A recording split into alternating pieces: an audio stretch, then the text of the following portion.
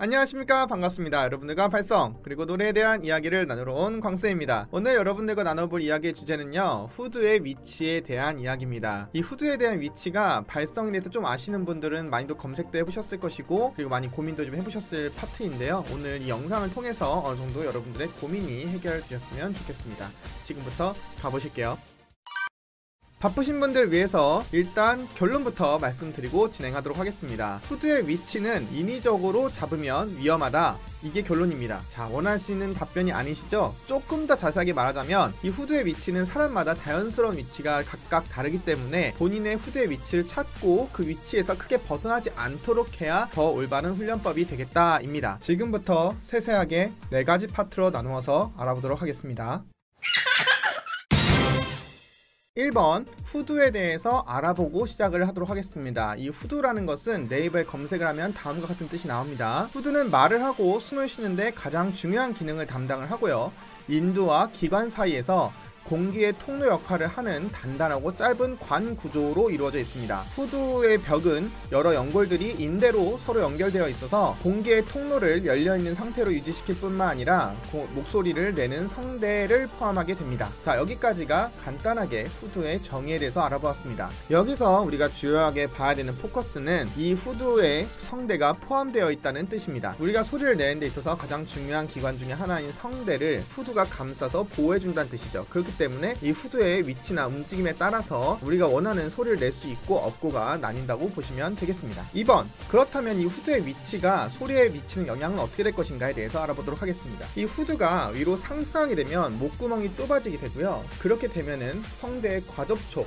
혹은 좁은 목소리가 나게 됩니다. 후드가 하강하게 되면 넓어지면서 성대가 벌어져서 허스키한 소리가 나는 상황, 혹은 이 후드를 내리기 위해서 주변 근육들이 사용하게 되는데 이것들이 성대를 짓눌러서 올바르지 않은 소리를 내게 될 가능성이 매우 높아지게 됩니다. 3번, 그렇다면 앞에 나왔던 대로 왜 이 후드의 위치를 인위적으로 잡으면 문제가 될 수 있는가에 대해서 말씀드리도록 할게요. 우리가 이 후드는 인위적으로 컨트롤을 할 수 있지만 그 위치가 올바른지 올바르지 않은지를 판단하기가 상당히 까다롭습니다.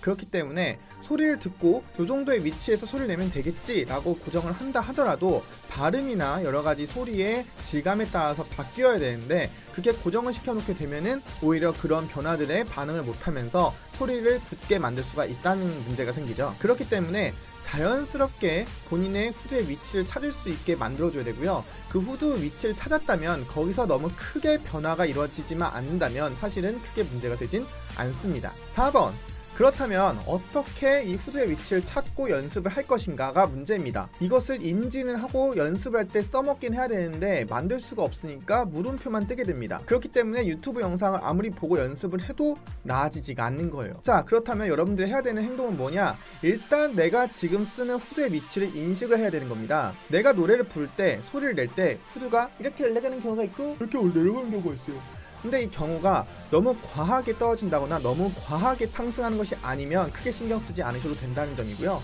너무 과하다 싶으면 스케일에서 발음들의 도움을 받아서 연습을 하는 방법들이 있습니다.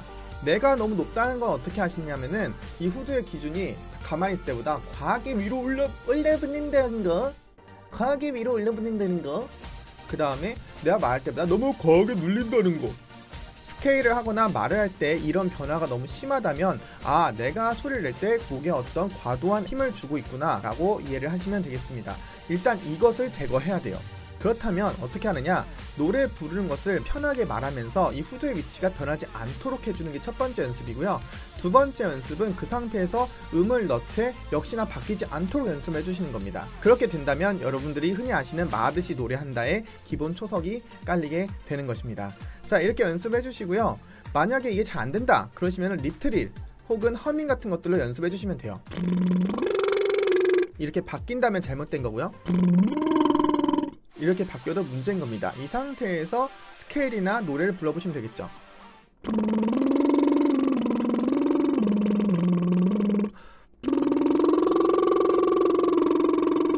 이렇게 말이죠. 이때 과하게 위로 올라붙으면 이렇게 되겠죠.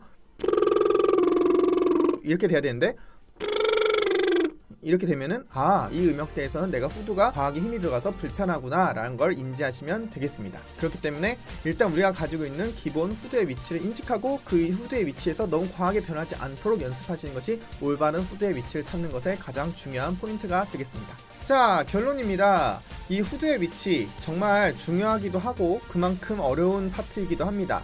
여러분들께서 관심을 갖고 연습을 하시면 하실수록 함정에 빠지는 이유는 이 후드의 위치는 우리가 직접적으로 관련해서 컨트롤하는 부위가 아니라는 겁니다. 대부분의 노래를 부를 때 쓰이는 기관은 우리가 연습을 할 때 인지를 하고 감각적으로 깨우치는 훈련인 거지 이걸 직접적으로 컨트롤하는 훈련이 아닙니다. 후드의 위치를 인위적으로 컨트롤하기보다는 지금 나의 후드의 위치가 어딘지 그리고 내가 원하는 톤과 소리가 여기서 어떻게 바뀌어야 되는지를 방향성을 가지고 연습을 해주시길 부탁드리겠습니다. 자, 그러면 다음 영상에서 더 좋은 발성 꿀팁들로 만나 뵙도록 하겠습니다. 그럼 다음 영상에서 봬요. 바이바이.